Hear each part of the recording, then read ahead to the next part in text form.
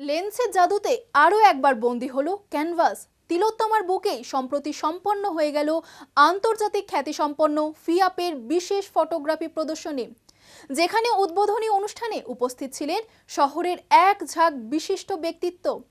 দেশ বিদেশের নানা প্রান্ত থেকে আসা বাছাই করা ৪৪টি কালার এবং মনোক্রম ফটোগ্রাফ এই প্রদর্শনীতে স্থান পেয়েছিল। একই সঙ্গে এই মঞ্চ থেকেই পুরস্কৃত করা হলো সেরা আলোকচিত্রদের। কেমন ছিল সেই প্রদর্শনীর আমেজ, চলুন দেখে নেই।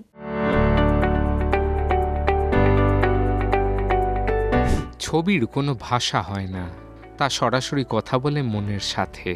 সেই না বলা কথাদের ফ্রেমবন্দি করে শহর কলকাতায় আয়োজন করা হয়েছিল আন্তর্জাতিক সংস্থা FIAPর এক বিশেষ ফটোগ্রাফি এক্সিবিশন, যার উদ্বোধনের পুণ্যলগ্নে উপস্থিত ছিলেন সিস্টার নিবেদিতা ইউনিভার্সিটির ভাইস চ্যান্সেলর প্রফেসর অনুপম বসু, ছিলেন কলকাতা হাইকোর্টের প্রাক্তন জাস্টিস অসীম কুমার ব্যানার্জি। তাদের উপস্থিতিতেই প্রদীপ জ্বালিয়ে সূচনা হয় এই নান্দনিক উৎসবের। এবারের প্রদর্শনীর মূল আকর্ষণ ছিল এর বৈচিত্র্য। মনোক্রোম অর্থাৎ সাদা কালোর ধ্রুপদী গভীরতা থেকে শুরু করে কালার ফটোগ্রাফির রঙিন বৈভবে ধরা দিয়েছিল প্রকৃতি ও পৃথিবী। সব মিলিয়ে মোট ৪৪টি অনবদ্য আলোকচিত্র জায়গা করে নিয়েছিল এই এক্সিবিশনের গ্যালারিতে। প্রতিটি ফ্রেম যেন আলাদা করে গল্প বলছিল দর্শকদের। দেখুন, এই সংস্থার সঙ্গে আমি দীর্ঘদিন যুক্ত। বিভিন্ন সময় বিভিন্ন অনুষ্ঠানে আমি এসেছি, ছবি বোঝার চেষ্টা করি। ছবি তোলার কায়দা কানুন সম্বন্ধে হয়তো আমার খুব একটা ধ্যান ধারণা নেই, কিন্তু একনিষ্ঠ দর্শক হিসেবে নিশ্চয়ই আমি ছবির সঙ্গে সম্পৃক্ত।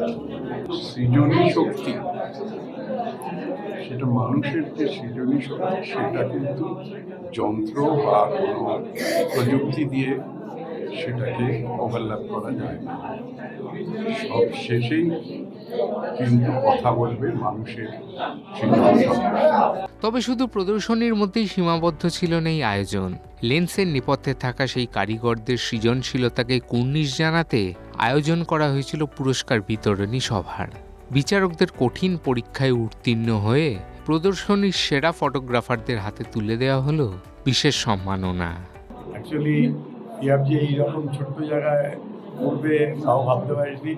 তবে আমার আশা ছিল যে ব্র্যান্ড হওয়ার কারণ আছে, তারপর আমরা যেরকম মানে স্টাইলের বা যে স্ট্যান্ডার্ডের হল করেছি, এরকম স্ট্যান্ডার্ড হল বেশি সেটা হচ্ছে আমাদের সিস্টার কনসার্ন আইরিস ফাউন্ডেশন।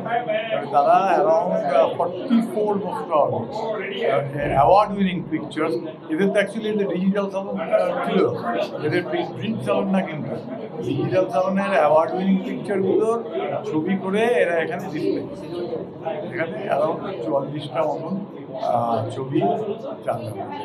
শহর কলকাতায় এটাই হলো আন্তর্জাতিক সংস্থা FIAPর প্রথম এক্সিবিশন সেন্টার। এই প্রদর্শনী চলবে 19শে জুলাই পর্যন্ত।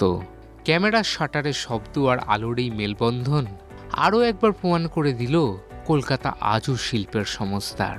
কলকাতা আজও নতুন প্রতিভাকে আপন করে নিতে জানে। সায়ন মুখার্জির রিপোর্ট, চ্যানেল 1।